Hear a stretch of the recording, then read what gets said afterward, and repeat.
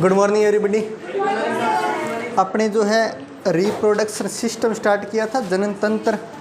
जनन तंत्र में सबसे पहले नर जनन तंत्र पढ़ रहे थे, जिसके अंदर मेनली अपने बातें कंप्लीट कर ली थी। अब कुछ एक नर जनन तंत्र से संबंधित कुछ इंपॉर्टेंट पॉइंट है जो कि आपको लिखने हैं, तो नोट लगा लीजिए, नोट लगा लीजिए और नोट लगा के इसमें लिखो। तो सबसे पहली बात आती है कि मनुष्य का या नर का जो वीर्य होता है उसकी पीएच कितनी होती है। तो मैंने कल बताया था आपको, हल्का क्षारीय होता है तो उसकी पीएच है 7.5 से 7.8 के बीच रहती है, यानी कि हल्का क्षारीय होता है। तो सबसे पहले लिखो वीर्य की पीएच, वीर्य की पीएच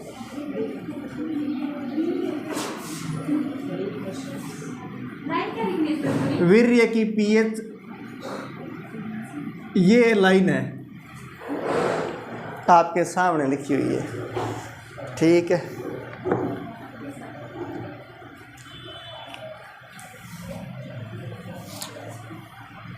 फिर अगला बिंदु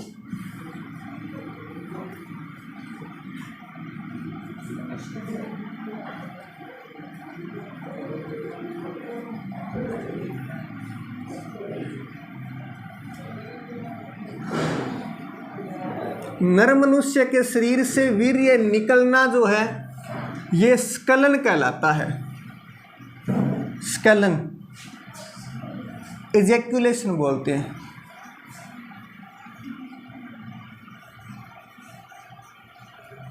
इजैक्यूलेशन, स्खलन। नर से मादा के शरीर में वीर्य का पहुंचना वीर्य सेचन कहलाता है।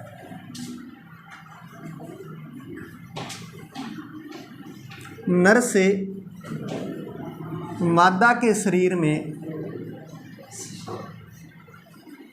वीर्य का पहुंचना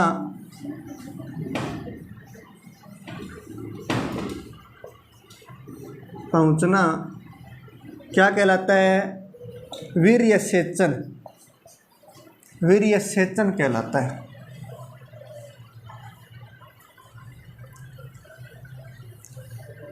वीर्य सेचन। हाँ जी, सर ये किस लिए है?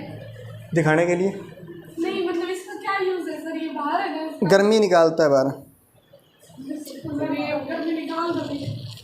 हाँ क्या बात है लाली, निकाल दें फिर। ध्यान देना जरा, गर्म हवाएं जो होती है हमेशा हल्की होती है ठंडी के मुकाबले, और हल्की होती है इस वजह से वो अधिक दाब से निम्न दाब की ओर उठती है। अधिक दाब ठंडी हवा में होता है और गर्म हवा में कम दाब होता है। तो गर्म हवा में कम दाब है इसलिए वो निम्न दाब की ओर उठेगी। और ऊपर आसमान में आपने सुना होगा कि नीचे के मुकाबले निम्न दाब होता है, कम दाब होता है, इसलिए गर्म हवाएं ऊपर की ओर जाती है। और ऊपर की ओर जब कमरे में छत है तो नॉर्मल सी बात है ऊपर ही रहेगी और तो बाहर नहीं निकलेगी। उसको बाहर निकालने के लिए यंत्र लगाया गया जिसको एडजस्ट फैन बोलते हैं। बात क्लियर है क्या? चलो तो बात करते हैं नर से मादा के शरीर में वीर्य पहुंचना वीर्य सेचन कहलाता है। नर मनुष्य के शरीर से वीर्य निकलना जो है स्खलन कहलाता है या एजैक्यूलेशन कहलाता है। उसके बाद में बात आती है जो ये है, क्या नाम इसका, वीर्य जो है इसके अंदर जो एक शर्करा पाई जाती है, फ्रक्टोज शर्करा। ये शर्करा एक ऐसी शर्करा है जो कि मनुष्य के शरीर में और कहीं भी नहीं पाई जाती। फ्रक्टोज शर्करा एक ऐसी शर्करा है जो कि केवल मनुष्य के वीर्य में ही पाई जाती है, बाकी कहीं नहीं पाई जाती। इसका मतलब हुआ कि मादाओं में कभी भी ये शर्करा नहीं होती है। इसलिए जितने भी यौन शोषण के केस होते हैं उनके अंदर सबसे पहला यही जांच की जाती है। अगर मादा की योनि के अंदर फ्रक्टोज शर्करा पाई जाती है तो ये मान लिया जाता है कि उसके साथ जो है यौन शोषण हुआ है, और अगर ये शर्करा नहीं होती है तो फिर अन्य जाँच की जाती है। बात क्लियर है क्या? तो आगे लिखना। सर इसकी लाइन कैसे लिखी है? हाँ तो मैं बता रहा हूँ, लिखो तो सही। लिखो वीर्य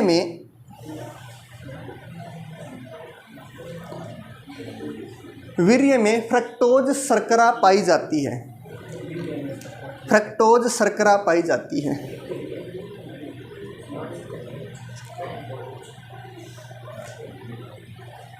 फ्रक्टोज शर्करा पाई जाती है जो केवल मनुष्य के शरीर में जो केवल मनुष्य के शरीर में कहीं और नहीं पाई जाती है, कहीं और नहीं पाई जाती है। ब्रैकेट में लिख लेना, केवल वीर्य में ही उपस्थित, केवल वीर्य में ही उपस्थित, केवल वीर्य में ही उपस्थित।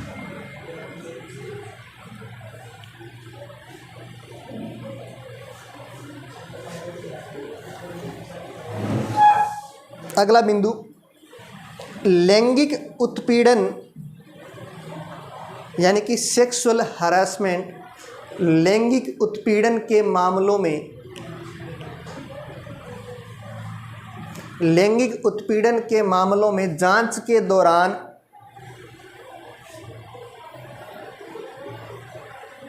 फ्रक्टोज की उपस्थिति देखी जाती है, फ्रक्टोज की उपस्थिति देखी जाती है।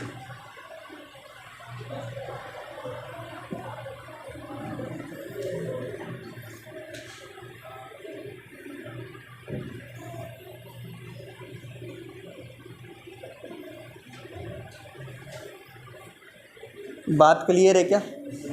उसके बाद में बात करते हैं, एक कैंसर होती है प्रोस्टेट कैंसर, जो कि जनन तंत्र से संबंधित है। प्रोस्टेट कैंसर एक ऐसी कैंसर है जो कि टेस्टोस्टेरोन के स्त्रवण से बढ़ती है। और मैंने कल बात की थी, मनुष्य के अंदर या नर के अंदर टेस्टोस्टेरोन हार्मोन जो है स्त्रावित होता है। तो अब नॉर्मल सी बात है, मनुष्य के वृषण के अंदर जब टेस्टोस्टेरोन स्त्रावित हो रहा है तो वो प्रोस्टेट कैंसर को बढ़ावा देगा। इसलिए प्रोस्टेट कैंसर के इलाज के दौरान मनुष्य के वृषण को काट करके शरीर से अलग कर दिया जाता है सर्जरी के द्वारा। बात क्लियर है क्या? तो लिखना, प्रोस्टेट कैंसर के उपचार के दौरान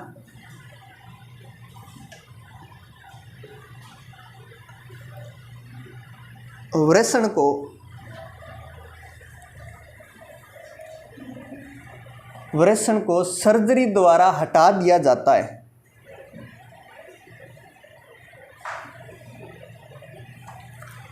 सर्जरी द्वारा हटा दिया जाता है क्योंकि टेस्टोस्टेरोन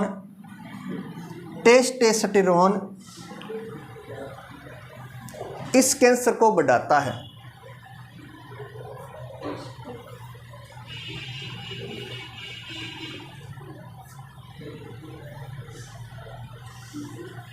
इस कैंसर को बढ़ाता है।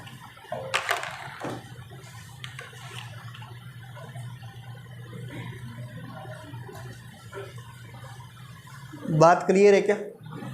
चलो अगली हेडिंग लगाओ,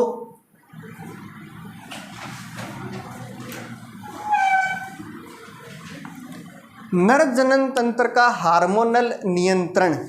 नर जनन तंत्र का हार्मोनल नियंत्रण, नर जनन तंत्र का हार्मोनल नियंत्रण यानी हार्मोन्स कैसे नियंत्रित करते हैं उसके बारे में अपने पढ़ना है। हार्मोनल नियंत्रण, हार्मोनल नियंत्रण। तो अपने शरीर के अंदर एक ग्रंथि होती है या ऐसा पार्ट होता है जिसको बोलते हैं हाइपोथैलेमस। ये लालियों में और लाल में दोनों में ही होता है। अभी लालों वाली पढ़ रहे हैं हाइपोथैलेमस।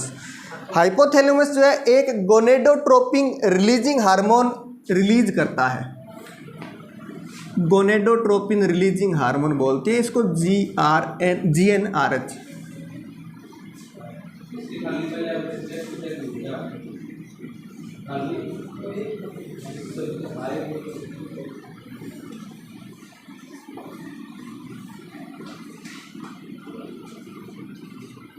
ये एक ऐसा हार्मोन नियंत्रित या स्त्रावित करता है जिसको बोलते हैं गोनेडोट्रोपिन रिलीजिंग हार्मोन। यानी कि इस हाइपोथैलेमस ने एक ऐसा हार्मोन रिलीज कर दिया जो आगे एक अन्य गोनेडोट्रोपिन नामक हार्मोन को रिलीज करने के लिए संदेश दे रही है। यह संदेश जाता है पीयूष ग्रंथि के पास। हमारे शरीर में एक ग्रंथि होती है पीयूष ग्रंथि। पीयूष ग्रंथि के पास जैसे ही ये संदेश जाता है पीयूष ग्रंथि गोनेडोट्रोपिन हार्मोन को रिलीज कर देती है। ये पीयूष ग्रंथि क्या करती है? गोनेडोट्रोपिन हार्मोन रिलीज कर देती है। गोनेडोट्रोपिन हार्मोन रिलीज कर देती है। और ये गोनेडोट्रोपिक हार्मोन दो तरह का होता है। एक तो होता है FSH, इसको बोलते हैं फॉलिकल प्रेरक हार्मोन, फॉलिकल प्रेरक हार्मोन। और दूसरा होता है LH यानी कि ल्यूटिनाइजिंग हार्मोन, ल्यूटिनाइजिंग हार्मोन।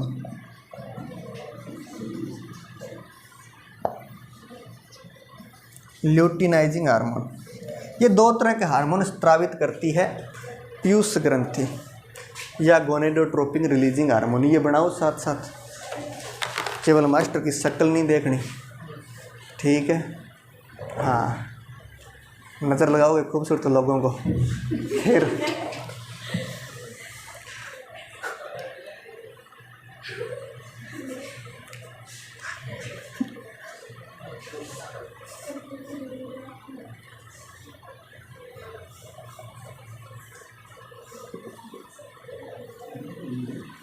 और ये हार्मोन क्या काम करता है? FSH हमारे वृषण के अंदर, मैंने कल बताया था, सेमिनिफेरस नलिकाएं होती है जिनके अंदर शुक्राणुओं का जनन होता है और उस जनन को यही प्रेरित करता है। अगर ये हार्मोन कम हो जाए तो उस इंसान में शुक्र जनन कम हो जाता है।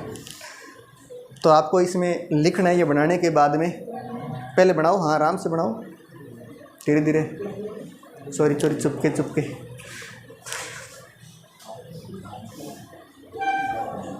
क्या करे हो लालो, बना लिया क्या? क्या करे हो तुम लोग हैं? तुम्हारी हिंदी खतरनाक, मुझे पसंद आ गई, मेरे जैसी है सर। इसको टपा रहे हैं, मतलब आनंद आ गया सुन के, मैं को परमानंद की प्राप्ति हुई। मारवाड़ी लोग ऐसे होते हैं। हाँ जी, FSH फॉलिकल प्रेरक हार्मोन, फॉलिकल प्रेरक हार्मोन।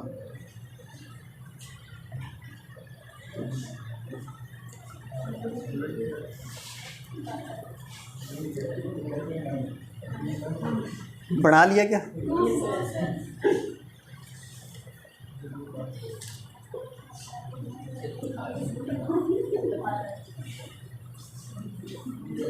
बना लिया? चलो अब सुनो जरा, एक बार वापस सुनना। मैंने क्या कहा? हमारे शरीर के अंदर एक हाइपोथैलेमस नाम की ग्रंथि होती है, हमारे मस्तिष्क के अंदर होती है, ध्यान रखना, हाइपोथैलेमस, ठीक है? हमारे माइंड के अंदर हाइपोथैलेमस क्या काम करता है? हाइपोथैलेमस गोनेडोट्रोपिन रिलीजिंग हार्मोन स्रावित करता है। यानी कि ये हार्मोन का नाम नहीं है, ये हार्मोन ऐसा हार्मोन है जो कि गोनेडोट्रोपिन को रिलीज करने में योगदान देता है। यानी ये जब हार्मोन स्रावित होगा उस समय ये पीयूष ग्रंथि के पास संदेश भेजेगा कि गोनेडोट्रोपिन को रिलीज करो। तो जैसे इसके पास ये हार्मोन स्रावित हुआ, ये हार्मोन जाता है पीयूष ग्रंथि के पास, पीयूष ग्रंथि इसको संदेश देती है गोनेडोट्रोपिन को रिलीज को, और गोनेडोट्रोपिन जैसे रिलीज होता है उसके अंदर दो तरह के हार्मोन होते हैं, FSH फॉलिक प्रेरक हार्मोन, फॉलिकल प्रेरक हार्मोन, और दूसरा होता है LH ल्यूटिनाइजिंग हार्मोन। जहाँ तक लाल और लालियों में सेम ही घटना होती है, उसके बाद में आगे चेंज होता है। फॉलिक प्रेरक हार्मोन लालों में अलग काम करता है, लालियों में अलग काम करता है। तो सबसे पहले नर में हम अपने पढ़ रहे हैं, तो नर में लिखो इसके अंदर कि ये हार्मोन, हाँ FSH के नीचे लिखना है। ये करता क्या है? एक्चुअली मैंने आपको बताया कि जो हमारे वृषण होते हैं उसके अंदर सेमिनिफेरस नलिकाएं होती है, और सेमिनिफेरस नलिकाओं के अंदर जो है शुक्राणुओं का जनन होता है, शुक्राणु निर्मित होते हैं। इसलिए ये जो हार्मोन है शुक्र जनन को प्रेरित करता है। यानी ये हार्मोन नहीं होगा तो शुक्र जनन नहीं होगा। तो लिखना ये हार्मोन, हाँ जी आगे लिखेंगे, ये हार्मोन ग्रंथियाँ पढ़ाऊंगा मैं, टेंशन मत लो। ये हार्मोन अब एक साथ नहीं पढ़ना, गूंगे हो जाओगे तुम। ये हार्मोन सेमिनिफेरस नलिकाओं में, वृषण की सेमिनिफेरस नलिकाओं में, लिखूं क्या? हाँ, तुम्हारी प्यासी निगाहें, वृषण की सेमिनिफेरस नलिकाओं में, सेमिनिफेरस नलिकाओं में शुक्र जनन को प्रेरित करता है, शुक्र जनन को प्रेरित करता है।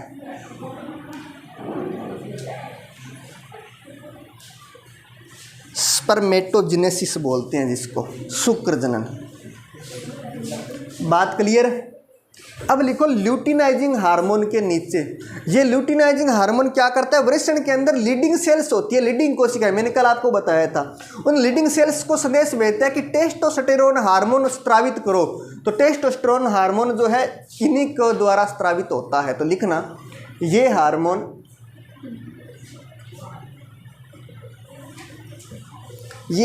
वृषण की लीडिंग सेल्स को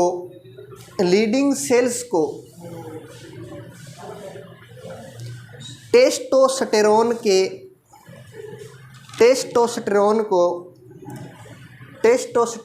के स्त्रवण हेतु प्रेरित करता है। टेस्टोस्टेरोन लिखना है क्या, टेस्टोस्टेरोन के स्त्रवण को प्रेरित करता है, स्त्रवण को प्रेरित करता है। ध्यान रखना, लालों के अंदर हमेशा टेस्टोस्टेरोन स्रावित होता है और महिलाओं के अंदर एंड्रोजन और एस्ट्रोजन स्रावित होते हैं। ये कई बार प्रश्न आया है कि नर के अंदर कौन सा हार्मोन स्रावित होता है, तो टेस्टोस्टेरोन। टेस्टोस्टेरोन ही हार्मोन है जिसकी वजह से नर के अंदर किशोरावस्था के लक्षण आते हैं, और एंड्रोजन और एस्ट्रोजन ही हार्मोन है जिसकी वजह से महिलाओं में किशोरावस्था के लक्षण आते हैं। बात क्लियर है क्या। आगे लिखो, किशोरावस्था में शारीरिक परिवर्तन, हेडिंग लगाओ, किशोरावस्था में शारीरिक परिवर्तन। हाँ, ये खत्म हुआ, नर के पढ़ रहे हैं अभी, मादाओं के नहीं। किशोरावस्था में शारीरिक परिवर्तन।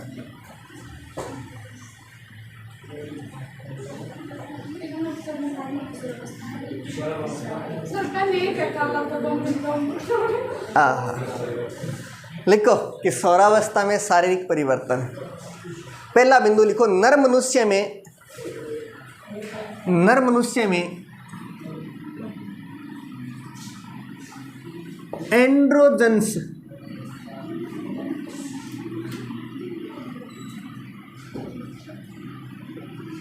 ब्रैकेट में लिखना, नर हार्मोन जैसे टेस्टोस्टेरोन,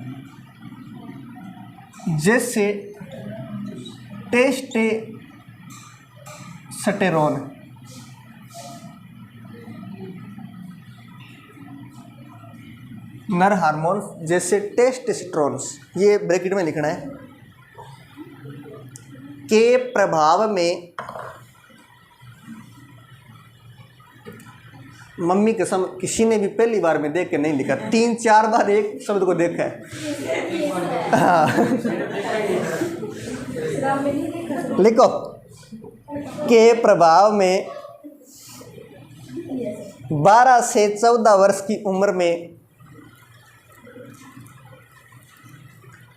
12 से 14 वर्ष की उम्र में लैंगिक लक्षण विकसित होने लगते हैं, लैंगिक लक्षण विकसित होने लगते हैं। जैसे 1 नंबर लिखो, दाढ़ी मूंछ आना, दाढ़ी मूंछ आना, दाढ़ी मूंछ। अच्छा लिखूं क्या, गरीबो,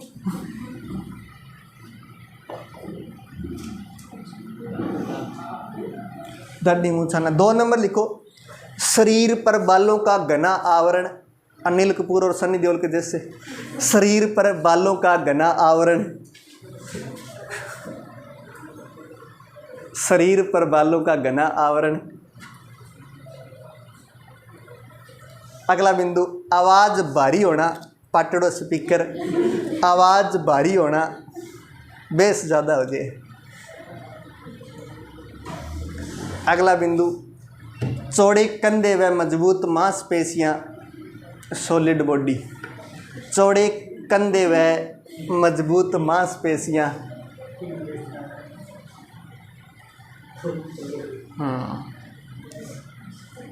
और अंतिम बिंदु, शुक्राणु निर्माण अधिक होना, शुक्राणु निर्माण अधिक होना।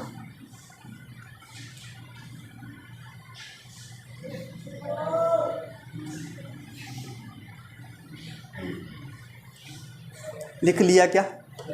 आगे हेडिंग लगाओ, मादा जनन तंत्र, फीमेल रिप्रोडक्टिव सिस्टम, मादा जनन तंत्र।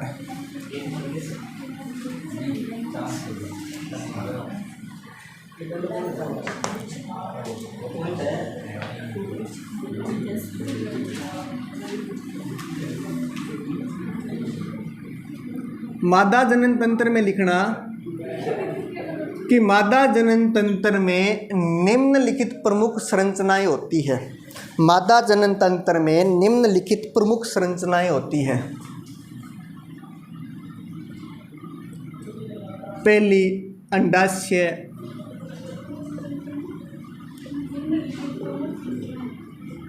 दो नंबर अंडवाहिनी,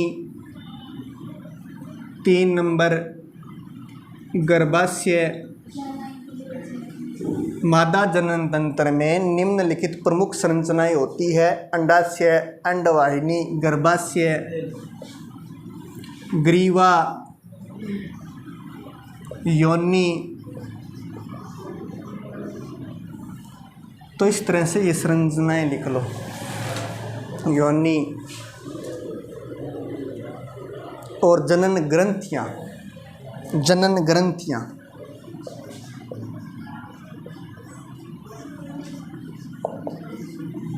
जनन ग्रंथियां साथ साथ शकल भी बना लेना।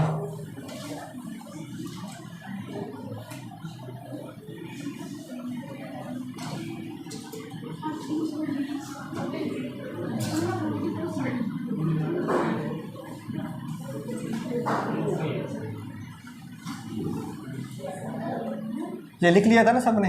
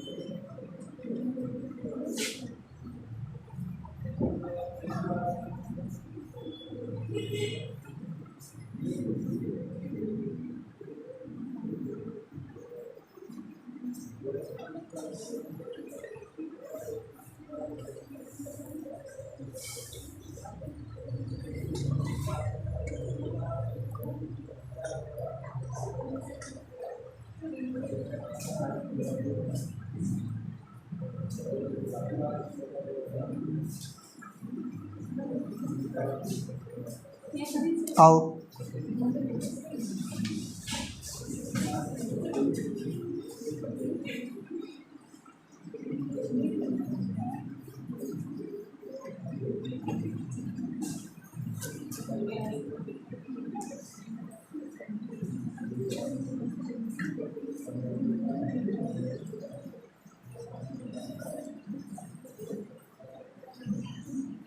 ये बना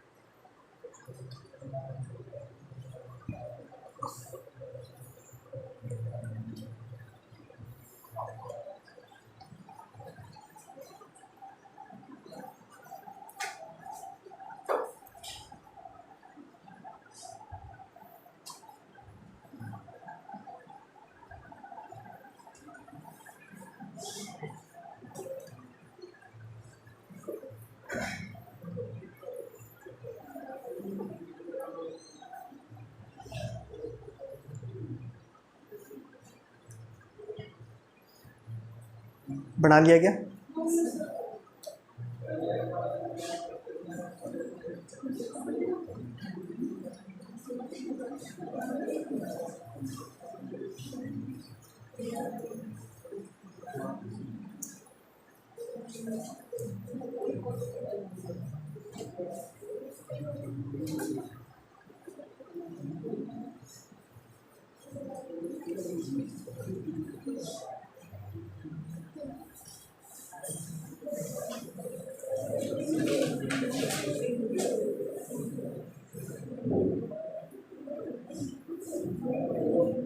बन गया क्या?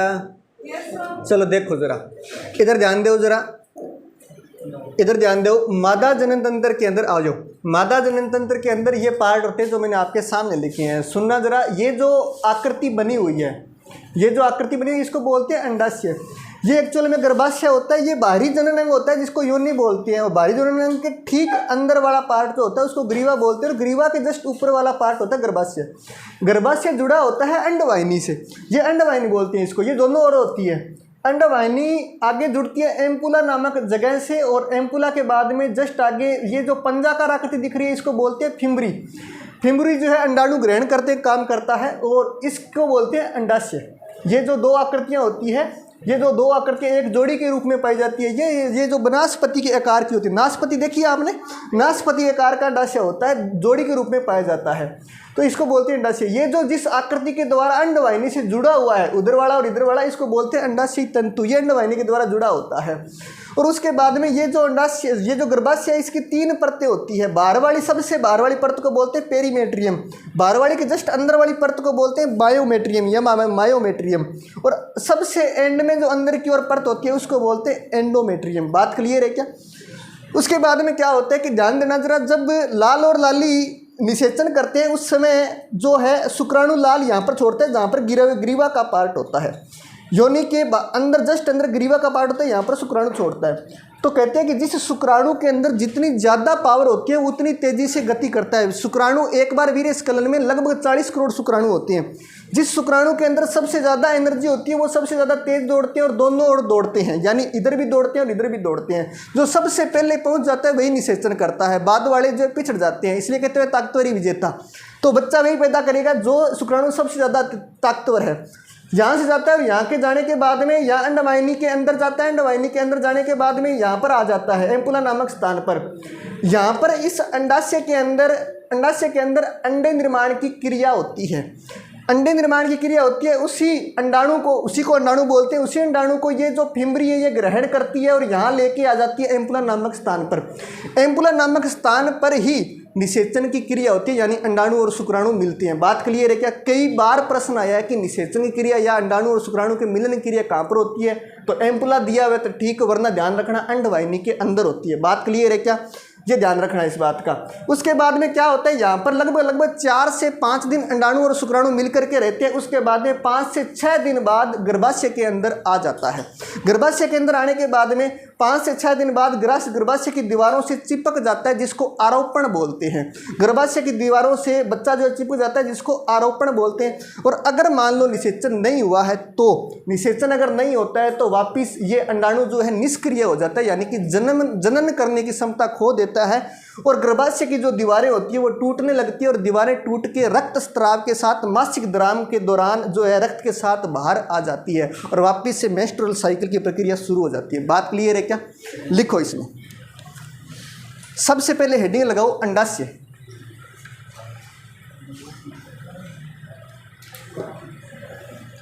अंडाशय में लिखना प्राथमिक मादा जनन अंग। जैसे मैंने मनुष्य में बताया था कि वृषण प्राथमिक जनन अंग बोलते हैं, इसी तरह अंडाशय को मादा का प्राथमिक जनन अंग बोलते हैं। तो लिखना प्राथमिक मादा जनन अंग, जो कि एक जोड़ी आलमंड शेप्ड, बादाम के आकार के, एक जोड़ी बादाम के आकार के, मतलब बादाम जितना शेप का होता है उतनी बड़ी अंडाशय की आकृति होती है, बादाम के आकार के। अगला बिंदु, यहीं पर अंडाणु का विकास, डेवलपमेंट ऑफ एग, यहीं पर अंडाणु का विकास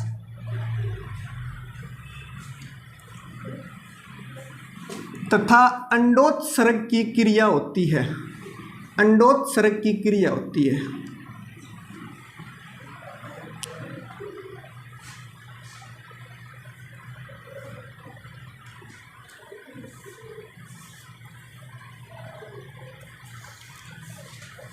अगली हेडिंग लगाओ अंडवाहिनी, ओविडक्ट्स, अंडवाहिनी,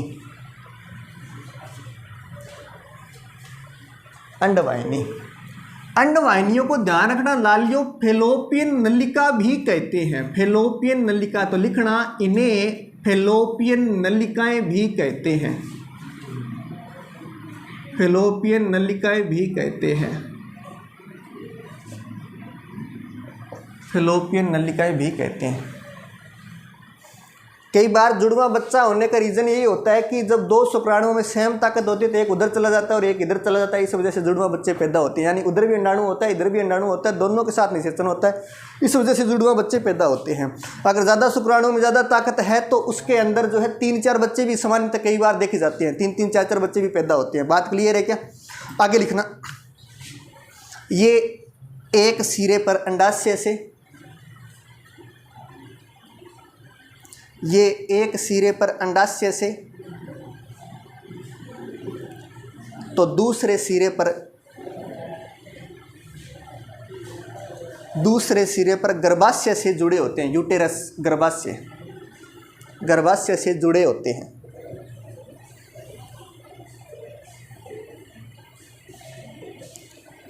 अंडवाहिनी का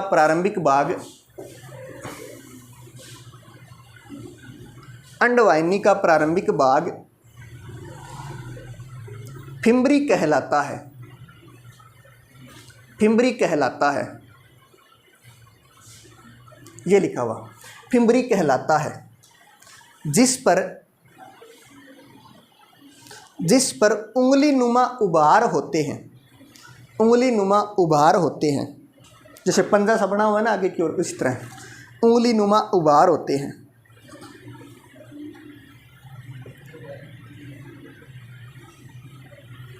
जो अंडाशय से निकलने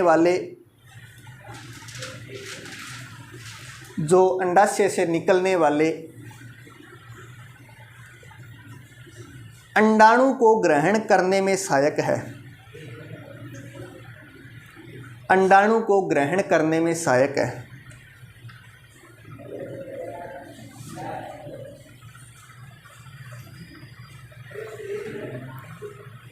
अंडाणु को ग्रहण करने में सहायक है। अगला बिंदु, फिम्बरी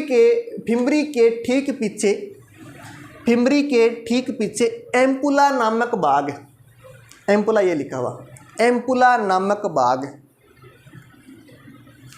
जहाँ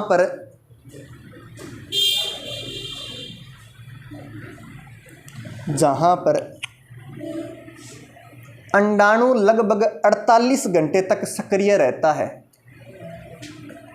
और इन 48 घंटों में अगर शुक्राणु आ जाए तो जनन होता है। अंडाणु लगभग 48 घंटे तक सक्रिय रहता है।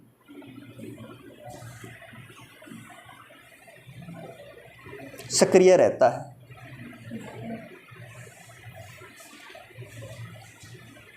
यदि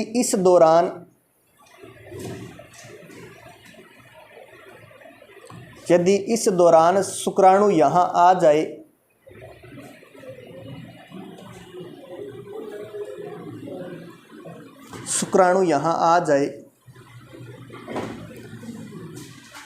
तो निषेचन की क्रिया यहीं पर होती है। निषेचन की क्रिया यहीं पर होती है।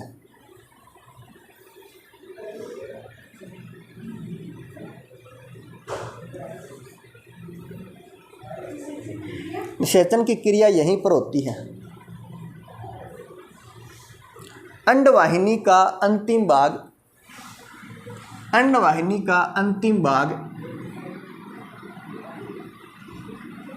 इस्थमस बोलते हैं इसको। अंडवाहिनी जहाँ पर समाप्त होती है, यानी ये अंतिम भाग है, इस्थमस। अंडवाहिनी का अंतिम भाग इस्थमस, जो कि गर्भाशय से जुड़ता है।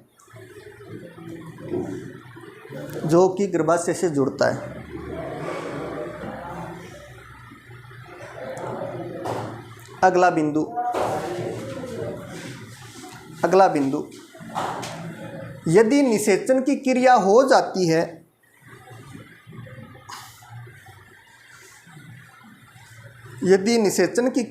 जाती है तो निषेचित अंडा इस्थमस वाले भाग से होता हुआ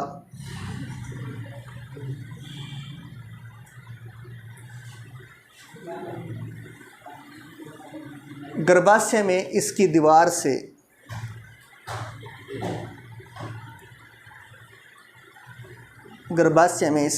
से जुड़ जाता है।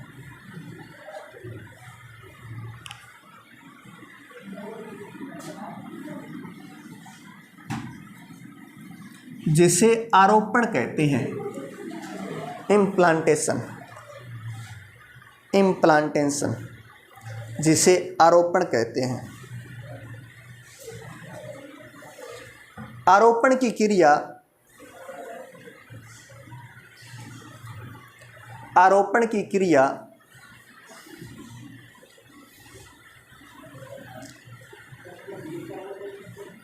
निषेचन के बाद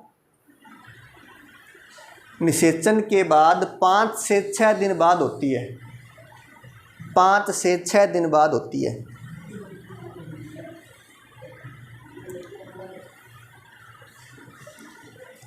अगला बिंदु, यदि निषेचन न हो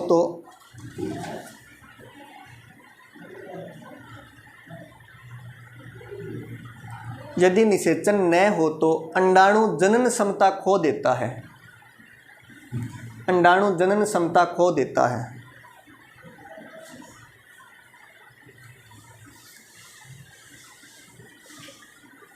तथा अगले मासिक चक्कर, मेंस्ट्रुअल साइकिल, अगले मासिक चक्कर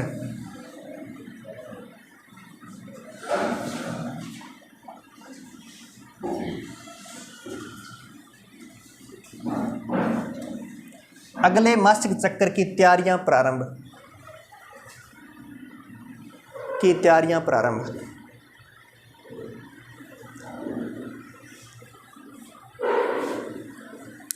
तो आज समय हुआ समाप्त, इससे ज़्यादा समय हमें मोहलत नहीं देगा। धन्यवाद।